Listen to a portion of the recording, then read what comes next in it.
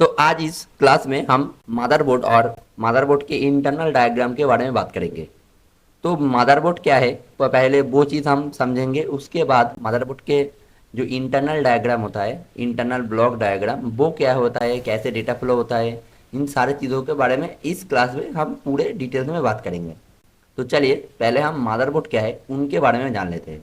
तो देखिए दोस्तों, मदरबोर्ड होता है कंप्यूटर का सबसे मोस्ट इम्पोर्टेंट कंपोनेंट में से एक कंपोनेंट है।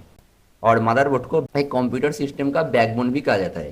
कंप्यूटर में जितने भी हार्डवेयर डिवाइस इस्तेमाल होता है, जैसे RAM, hard disk, processor, keyboard, mouse, monitor, इन तरह तरह के जो कंपोनेंट एक कंप्यूटर सिस्टम में यूज़ होता है, वो सारे जाके मदरबोर्ड से डायरेक्टली कनेक्टेड रहता है।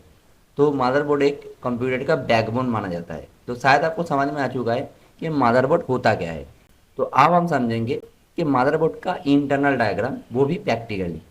तो चलिए, तो उन टॉपिक पर चले जाते हैं जहाँ पर इन सब चीज़ों के बारे में हमने डिटेल्स और डीपली समझाया है।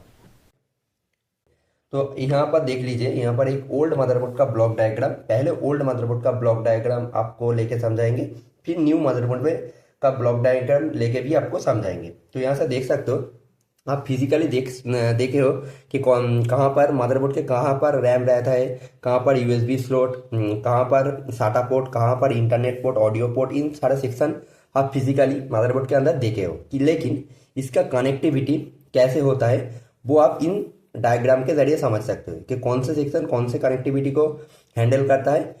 वो आप इस डायग्राम के जरिए हम समझेंगे और आपको ये भी बताएंगे कैसे इसके अंदर डेटा फ्लो भी होता है, कौन से सेक्शन से जाके कौन से सेक्शन में वो जाता है, उसके बाद कौन से सेक्शन में जाता है। इन सारे चीज़ों के बारे में इस क्लास में पूरा डिटेल्स आपको देंगे।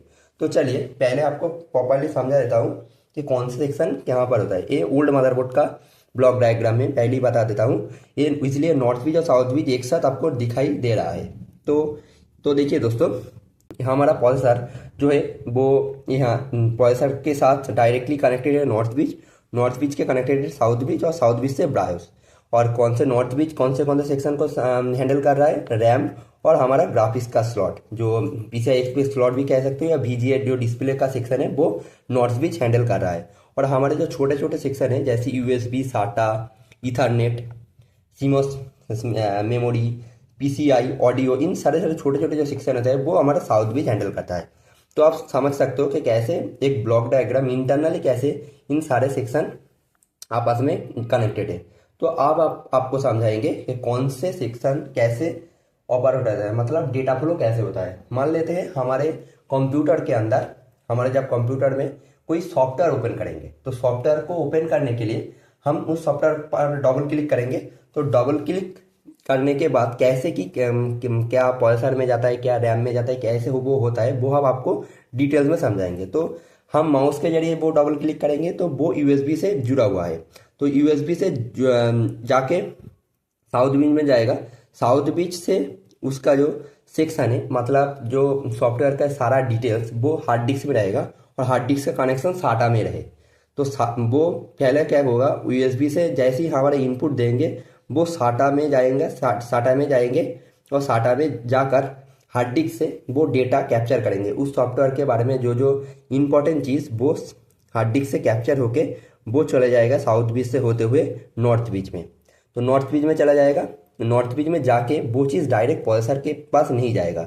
यहाँ पर एक चीज़ आपको समझना पड़ेगा, हमारे किसी भी चीज़ का जो भी कनेक्शन है वो पहले हम जब डबल क्लिक करें, प्रोग्राम जो रन होता है वो रैम में जाता है, उसके बाद प्रोसेसर के पास जाता है। तो क्या बोला था मैंने, हम किसी भी एप्लीकेशन पर डबल क्लिक करेंगे वो यूएसबी स्लॉट से साउथ बीच में जाएगा, साउथ बीच से जाके फिर से हम उस सॉफ्टवेयर का जो सारा इन्फॉर्मेशन है वो हार्ड डिस्क से कैप्चर करेगा। जो कैप्चर करने के बाद वो डेटा जाएगा नॉर्थ बीच में, नॉर्थ बीच से जाके रैम में जाएगा। रैम में वो चीज़ पहले स्टोर होगा, पहले देखेगा कि प्रोसेसर के अंदर कितना टास्क है, इतने इससे पहले कोई भी टास्क प्रोसेसिंग कर रहा है कि नहीं प्रोसेसर, वो चीज़ देख के जैसे ही कोई चीज़ अगर प्रोसेसर प्रोसेसिंग कर रहा है उस समय वो तो डेटा नहीं जाएगा। उसके बाद रैम क्या करेगा, अगर चेक करता है कि प्रोसेसर के पास कोई डेटा इस समय प्रोसेसिंग नहीं हो रहा है तो रैम क्या करेगा, उस डेटा को फिर से रैम से जाते हुए नॉर्थ बीच में जाएगा, नॉर्थ बीच से जाके प्रोसेसर, और इसका सारा प्रोसेसिंग जो रहता है सॉफ्टवेयर को ओपन करने के लिए वो प्रोसेसर हैंडल करेगा। उसके बाद नॉर्थ ब्रिज में आते हुए वो ग्राफिक्स से या डिस्प्ले पोर्ट में वो दिखाई देगा। तो आपको शायद समझ में आ चुका है कि कैसे डेटा फ्लो एक साथ एक जगह से दूसरी जगह होता है। इस तरह ऑडियो प्लॉट, ऑडियो, इंटरनेट, इस तरह के सारा जो सेक्शन है जिससे हमारा इनपुट जो देंगे वो इनपुट पहले साउथ ब्रिज से नॉर्थ ब्रिज से रैम, रैम से प्रोसेसर से वो चीज़ डिस्प्ले में जाएगा। इस तरह से एक कनेक्टिविटी होता है। तो एक ओल्ड मदरबोर्ड का ब्लॉक डायग्राम था। अब न्यू मदरबोर्ड के ब्लॉक डायग्राम आपको सामने रखते हैं और उसको आपको डिटेल में समझाते हैं कि कौन से सेक्शन का क्या चेंजेस हुआ है। तो देखो दोस्तों, यहाँ पर न्यू मदरबोर्ड का ब्लॉक डायग्राम भी आसान है आपको समझना। यहाँ पर देख सकते हो। तो यहाँ से आप एक चीज़ यहाँ पर देखो, नॉर्थ ब्रिज साउथ ब्रिज का कॉन्सेप्ट यहाँ से नहीं हुआ है। यहाँ पर एक चिप 2 ब्रिज एक साथ कनेक्टेड होकर PCH प्लेटफॉर्म कंट्रोलर हब बन चुका है। और नॉर्थ ब्रिज का जो सारा कनेक्शन था, जो रैम और ग्राफिक्स मीडिया को संभाल रहे थे, वो उसका कनेक्शन डायरेक्टली CPU के पास चला जाता है।